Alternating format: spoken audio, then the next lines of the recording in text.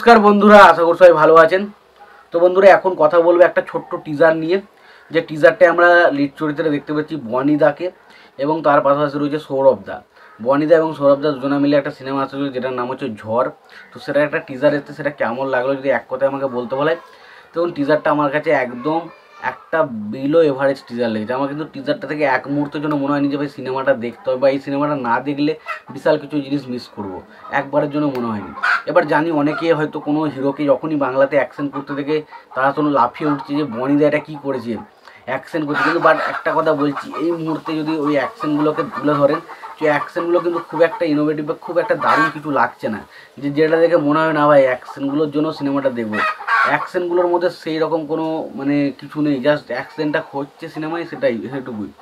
তো সিনেমার গল্পটুকু যেটুকু বোঝা যাচ্ছে যে বনিদা একটা কোনো শিক্ষক টিক্ষক হতে পারে, এবং সৌরভ দাসের সাথে এই যে নায়িকাটা রয়েছে তার একটা প্রেম রয়েছে, এবং পরবর্তী সময় দেখা যাচ্ছে নায়িকাটার পাশাপাশি আরও কিছু যারা মেয়ে রয়েছে তারা নিখোঁজ হয়ে যাচ্ছে। কেন নিখোঁজ হচ্ছে, কী কারণ হচ্ছে, এবং সৌরভ দাসের ক্যারেক্টারটা আসলে কে, এবং তার কি এই মেয়ে হারানো নিখোঁজ হওয়ার পেছনে কি কোনো গুরুত্ব রয়েছে, সেই সমস্ত কিছু জানতে গেলে সিনেমাটা দেখতে, যেটার নাম হচ্ছে ঝড়।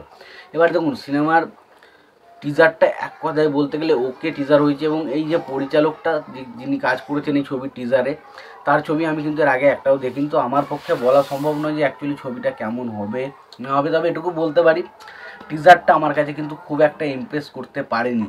এবার দেখা যাক, হয়তো হতে পারে আমি যেটা ভাবছি সেটা তো উল্টো হলো, টিজার ভালো লাগলো না কিন্তু সিনেমাটা খুব ভালো বেরিয়ে গেল, সেটা হতেই পারে।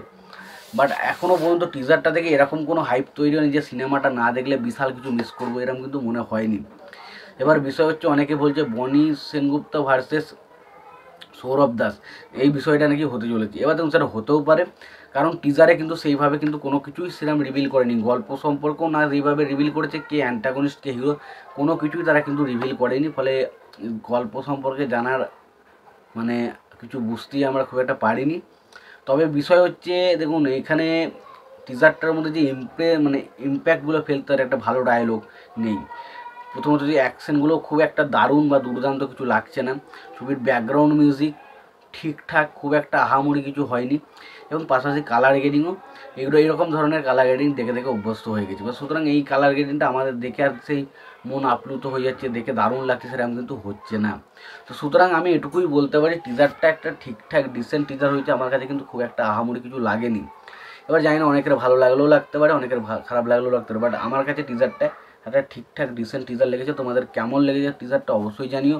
ভিডিওটি ভালো লেগে থাকলে লাইক কমেন্ট শেয়ার করে দিও। চ্যানেলটা নতুন হয়ে থাকলে অবশ্যই তোমরা চ্যানেলটা সাবস্ক্রাইব করে নিও, পাশে বেল আইকনটা অবশ্যই প্রেস করে দিও। ততক্ষণের জন্য ভালো থেকো, সুস্থ থেকো, দেখা হচ্ছে পরে ভিডিওতে।